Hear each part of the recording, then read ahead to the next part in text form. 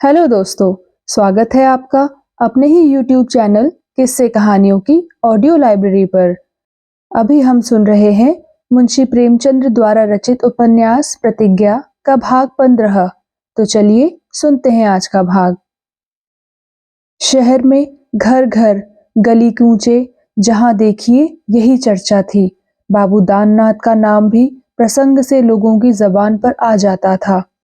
जो व्यक्ति कमला प्रसाद की नाक का बाल आठों पहर का साथी हो, वह क्या इस कुचक्र से बिल्कुल अलग रह सकता है? कमला प्रसाद तो खैर एक रईस का शौकीन लड़का था। उसके चरित्र की जांच कठोर नियमों से न की जा सकती थी। ऐसे लोग प्रायः दुर्व्यसनी होते हैं। यह कोई नई बात न थी। कुछ दिन और पहले यदि कमला प्रसाद के विषय में ऐसी चर्चा उठती तो कोई उस पर ध्यान भी ना देता। ऐसे सैकड़ों कांड नित्य ही होते रहते हैं, कोई परवाह नहीं करता। नेताओं की मंडली में आ जाने के बाद हमारी बाज़ाब्ता जांच होने लगती है। नेताओं के रहन सहन, आहार व्यवहार सभी आलोचना के विषय हो जाते हैं। उनके चरित्र की जांच आदर्श नियमों से की जाने लगती है। कमला प्रसाद अभी तक नेताओं की उस श्रेणी में न आया था। उसका जो कुछ सम्मान और प्रभाव था, वह दाननाथ जैसे विद्वान, प्रतिभाशाली, सच्चरित मनुष्यों के मेलजोल के कारण था। वह पौधा न था जो भूमि से जीवन और बल पाता। वह बेल के समान वृक्ष पर चढ़ने वाला जीव था।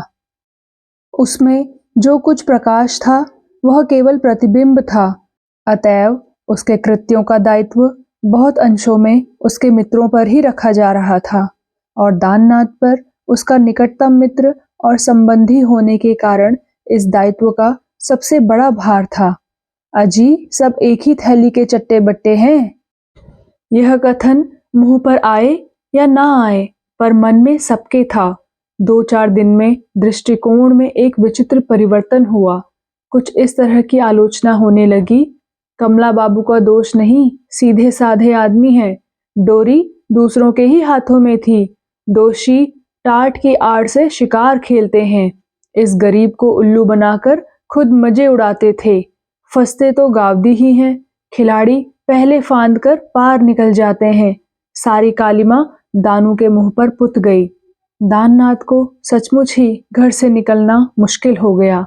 वह जनता जो उनके सामने आदर से सिर झुका देती थी, उन्हें आते देखकर रास्ते से हट जाती थी। उन्हें मंच पर जाते देखकर जय जयकार की ध्वनि से आकाश को प्रतिध्वनित कर देती थी। अब उनका मजाक उड़ाती थी, उन पर फप्तियां कसती थी। कॉलेजों के लड़कों में भी आलोचना होने लगी। उन्हें देखकर आपस में आंखें मटकाई जाने लगी। क्लास में उनसे हास्यास्पद प्रश्न किए जाते। यहाँ तक कि एक दिन बरामदे में कई लड़कों के सामने चलते चलते सहसा उन्होंने पीछे फिरकर देखा तो एक युवक को हाथ की चोंच बनाए पाया। युवक ने तुरंत ही हाथ नीचे कर लिया और कुछ लज्जित भी हो गया। पर दाननाथ को ऐसा आघात पहुंचा कि अपने कमरे तक आना कठिन हो गया। कमरे में आकर वह अर्ध मूर्छा की दशा में कुर्सी पर गिर पड़े। अब वह एक क्षण भी यहाँ न ठहर सकते थे। उसी वक्त छुट्टी के लिए पत्र लिखा और घर चले आए। प्रेमा ने उनका उतरा चेहरा देखकर पूछा, कैसा जी है? आज सवेरे कैसे छुट्टी हो गई? दाननाथ ने उदासीनता से कहा, छुट्टी नहीं, सिर में कुछ दर्द था तो चला आया। एक क्षण के बाद फिर बोले, मैंने आज 3 महीने की छुट्टी ले ली है, कुछ दिन आराम करूंगा। प्रेमा ने हाथ मुंह धोने के लिए पानी लाकर रखते हुए कहा, मैं तो कभी से चिल्ला रही हूँ कि कुछ दिनों की छुट्टी लेकर पहाड़ों की सैर करो। दिन दिन घुले जाते हो। जलवायु बदल जाने से अवश्य लाभ होगा। दाननाथ बोले, तुम तो चलती ही नहीं, मुझे अकेले जाने को कहती हो। प्रेमा बोली, मेरा जाना मुश्किल है, खर्च कितना बढ़ जाएगा। फिर मैं तो भली चंगी हूँ। जिसके लिए अपना घर ही पहाड़ हो रहा है, वह पहाड़ पर क्या मरने जाए? दाननाथ बोले, तो मुझे ही क्या हुआ है? अच्छा खासा गैंडा बना हुआ हूँ, इतना तैयार तो मैं कभी ना था। प्रेमा बोली, जरा आईने में सूरत देखो। दाननाथ बोले, सूरत तो कम से कम 100 बार रोज देखता हूँ, मुझे तो कोई फर्क नहीं नजर आता। प्रेमा बोली, नहीं, दिल लगी नहीं, तुम इधर बहुत दुबले हो गए हो, तुम्हें खुद कमजोरी मालूम होती होगी, नहीं तुम भला छुट्टी क्यों लेते? छुट्टियों में तो तुमसे कॉलेज गए बिना रहा ना जाता था, तुम भला छुट्टी लेते? 3 महीने तुम कोई काम मत करो, ना पढ़ो ना लिखो, बस खूब घूमो और आराम से रहो। इन 3 महीनों के लिए मुझे अपना डॉक्टर बना लो, मैं जिस तरह रखूं उस तरह रहो। दाननाथ बोले, ना भैया, तुम मुझे खिला खिलाकर कोतल बना दोगी। प्रेमा से आज तक दाननाथ ने एक बार भी अपनी बदनामी की चर्चा न की थी। जब एक बार निश्चय कर लिया कि अपनी ख्याति और मर्यादा को उसकी इच्छा पर बलिदान कर देंगे, तो फिर उससे अपनी मर्म वेदना क्या कहते, अंदर ही अंदर घुटते रहते थे। लोक प्रशंसा प्रायः सभी को प्रिय होती है, दाननाथ के लिए यह जीवन का आधार थी। नक्कू बनकर जीने से मर जाना उन्हें कहीं सुसाध्य था। प्रतिज्ञा का जो भवन उन्होंने बरसों में खड़ा किया था, वह पराई आग से जलकर भस्मीभूत हो गया था। इस भवन का वह 2-4 शब्दों से फिर निर्माण कर सकते थे। केवल एक व्याख्यान किसी तांत्रिक के मंत्र की भांति इस राख के ढेर को पुनर्जीवित कर सकता था, पर उनकी जबान बंद थी। लोगों से मिलना जुलना पहले ही छूट गया था, अब उन्होंने बाहर निकलना भी छोड़ दिया। दिन भर पड़े पड़े कुछ पढ़ा या सोचा करते। हृदय की चिंता उन्हें अंदर ही अंदर घुलाए डालती थी। प्रेमा के बहुत आग्रह करने पर बाहर निकलते भी तो उस वक्त जब अंधेरा हो जाता। किसी परिचित मनुष्य की सूरत देखते ही उनके प्राण से निकल जाते थे। एक दिन सुमित्रा आई, बहुत प्रसन्न थी। प्रेमा ने पूछा, अब तो भैया से लड़ाई नहीं करती? सुमित्रा हंसकर बोली, अब ठीक हो गए, बदनामी हुई तो क्या, पर ठीक रास्ते पर आ गए। अब सैर सपाटा सब बंद है, घर से निकलते ही नहीं। लाला जी से तो बोलचाल बंद है, अम्मा जी बहुत कम बोलती हैं, बस अपने कमरे में पड़े रहते हैं। अब तो जो कुछ हूँ मैं हूँ, मैं ही प्राणेश्वरी हूँ, मैं ही जीवन सुधा हूँ, मैं ही हृदय की रानी हूँ। रोज नई नई उपाधियां गढ़ी जाती हैं, नए नए नाम दिए जाते हैं। मेरा तो अब जी ऊब जाता है। पहले यह इच्छा रहती थी कि यह मेरे पास बैठे रहें, अब यह इच्छा होती है कि कुछ देर के लिए आंखों से दूर हो जाएं। प्रेम जताने लगते हैं तो झुंझला उठती हूँ, मगर फिर भी पहले से कहीं अच्छी हूँ। कम से कम यह भय तो नहीं है मेरी चीज किसी और को मिल रही है। आगे के लिए भी अब यह भय ना रहेगा। देहात जाने का हुक्म हो गया है। प्रेमा ने पूछा, कौन कौन जाएगा? सुमित्रा बोली, बस हम दोनों। असल में लाला जी इन्हें यहाँ से हटा देना चाहते हैं, लेकिन यह तो अच्छा नहीं लगता कि अकेले देहात में जाकर रहें। मैंने भी उनके साथ जाने का निश्चय कर लिया है, 2-4 दिन में चल देंगे। तुमसे मिलना तो चाहते हैं, पर मारे संकोच के न आते हैं न बुलाते हैं। कहते हैं मैं उनके सामने कैसे ताकूंगा। प्रेमा बोली, इसी संकोच के मारे मैं भी नहीं आई, भैया पछताते तो होंगे। सुमित्रा बोली, पछताते तो नहीं, रोते हैं। ऐसा रोते हैं जैसे कोई लड़की मैके से विदा होते वक्त रोती है। सदा के लिए सबक मिल गया। मैं तो पूर्णा को पाऊं तो उसके चरण धो धोकर पीऊं। है बड़ी हिम्मत की औरत, एक बार उससे जाकर मिल क्यों नहीं आती? एकाएक दाननाथ हाथ में एक पत्र लिए लपके हुए आए और कुछ कहना चाहते थे कि सुमित्रा को देखकर ठिठक गए। फिर हंसते हुए बोले, सुमित्रा देवी कब आई? मुझे तो खबर ही नहीं हुई। सुमित्रा ने मुस्कुराकर कहा, आपने तो आना जाना छोड़ दिया, पर हम तो नहीं छोड़ सकते।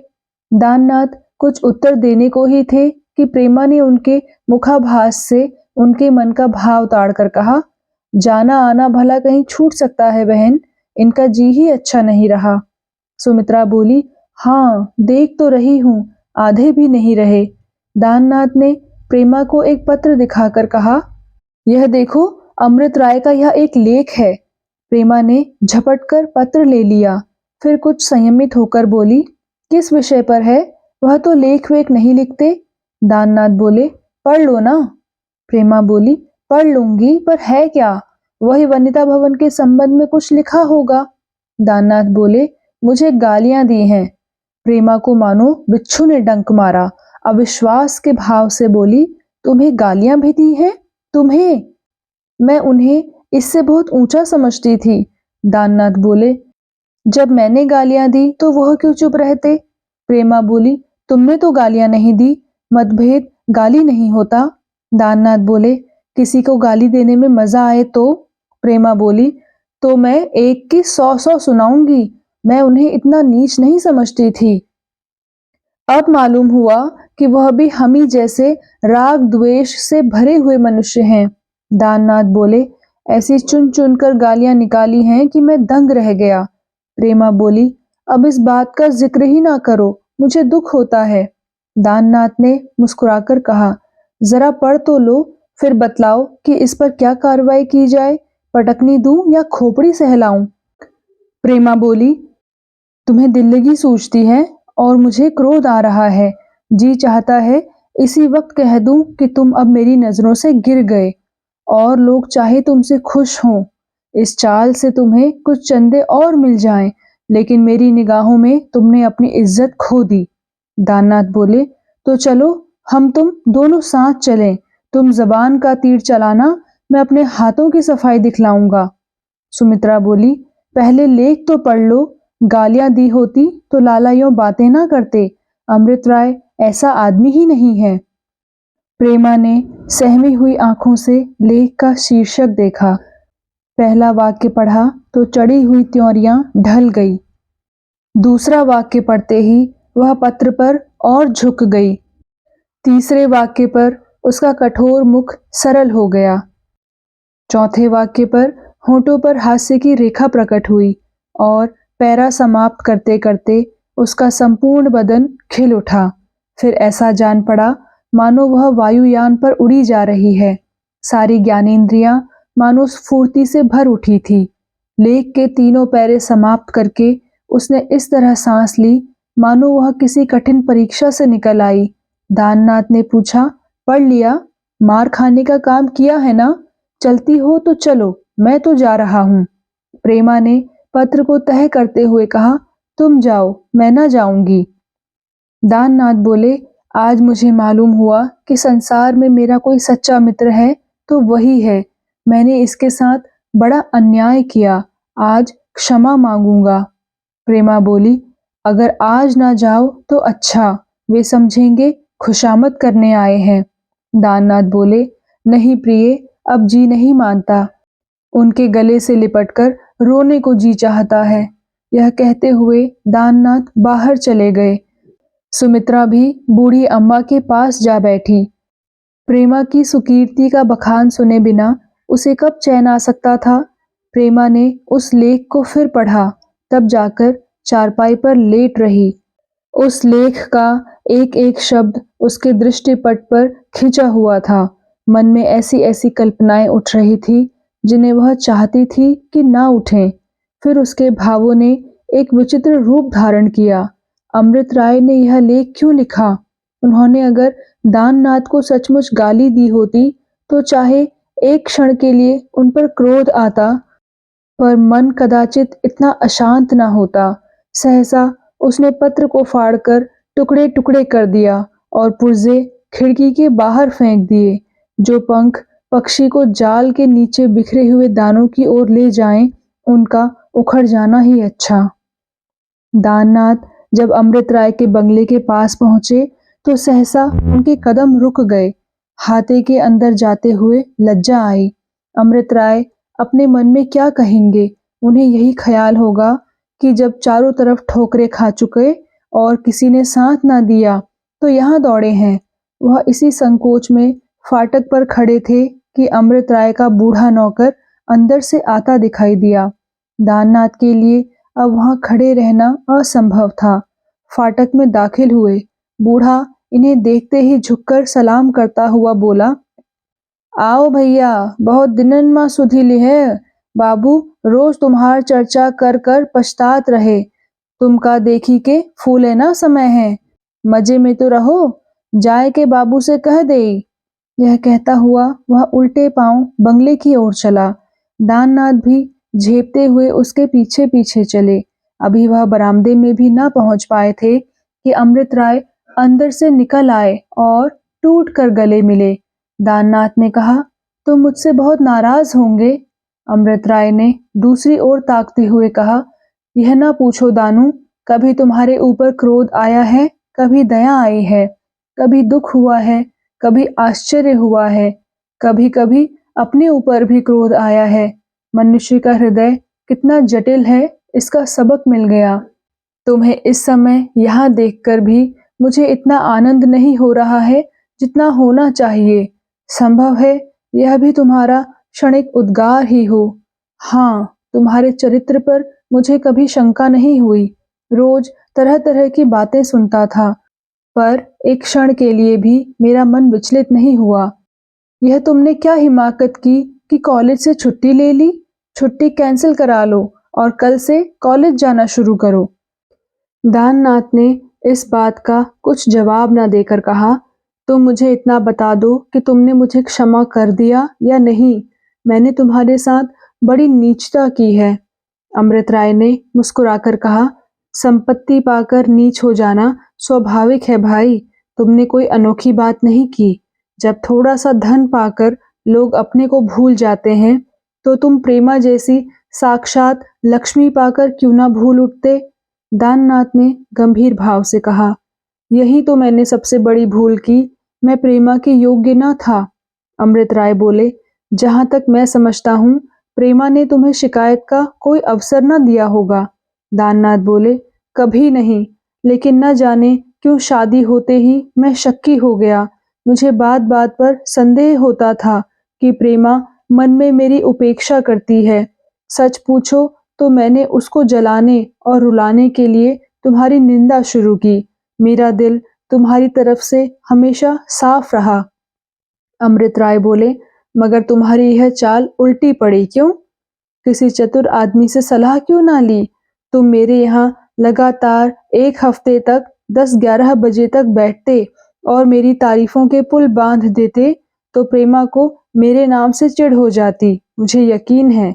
दाननाथ बोले, मैंने तुम्हारे ऊपर चंदे के रुपए हजम करने का इल्जाम लगाया, हालांकि मैं कसम खाने को तैयार था कि वह सर्वथा मिथ्या है।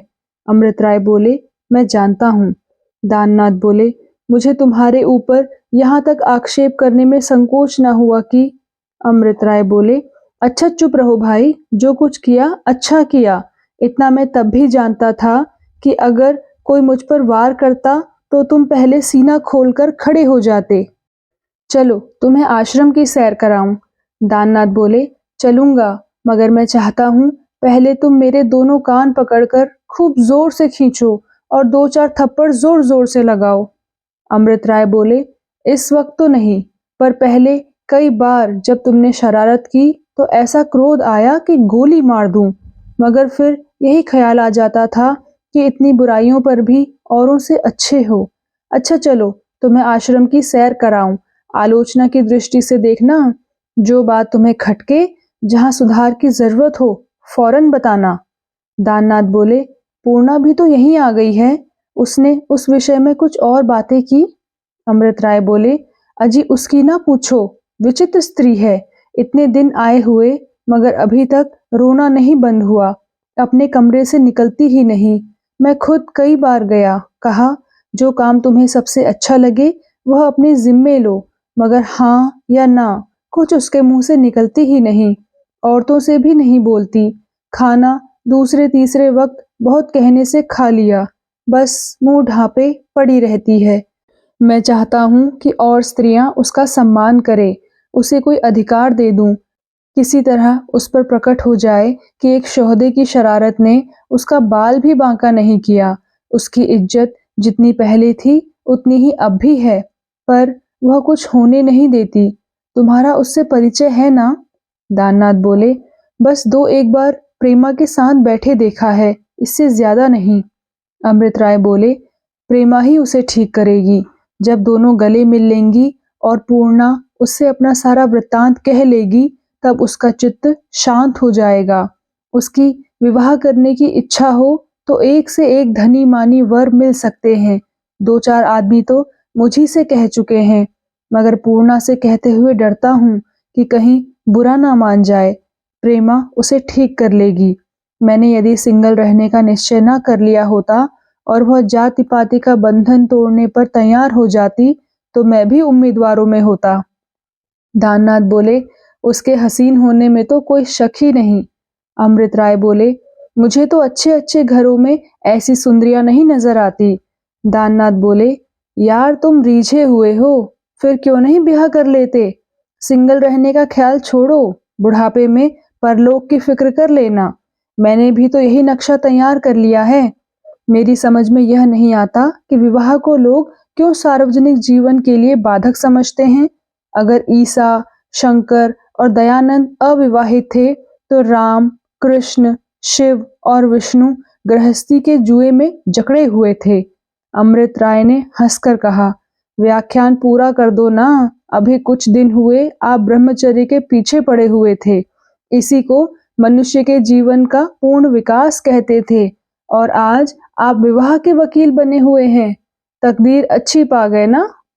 दाननाथ ने त्योरी चढ़ाकर कहा, मैंने कभी अविवाहित जीवन को आदर्श नहीं समझा। वह आदर्श हो ही कैसे सकता है? अस्वाभाविक वस्तु कभी आदर्श नहीं हो सकती। अमृत राय बोले, अच्छा भाई, मैं ही भूल कर रहा हूँ। चलते हो कहीं? हाँ, आज तुम्हें शाम तक यहाँ रहना पड़ेगा। भोजन तैयार हो रहा है। भोजन करके जरा लेटेंगे, खूब गपशप करेंगे, फिर शाम को दरिया में बजरे का आनंद उठाएंगे। वहीं से लौटकर फिर भोजन करेंगे और तब तुम्हें छुट्टी मिल जाएगी। ईश्वर ने चाहा तो आज ही प्रेमा देवी मुझे कोसने लगेंगी। तो दोस्तों, कैसा लगा आपको आज का भाग? कृपया कमेंट सेक्शन में आकर जरूर बताइएगा। और अगर आपने अभी तक इस चैनल को सब्सक्राइब नहीं किया है तो कृपया सब्सक्राइब भी जरूर कर लीजिएगा। मिलती हूँ आपसे इसी कहानी के अगले भाग के साथ। तब तक के लिए नमस्कार।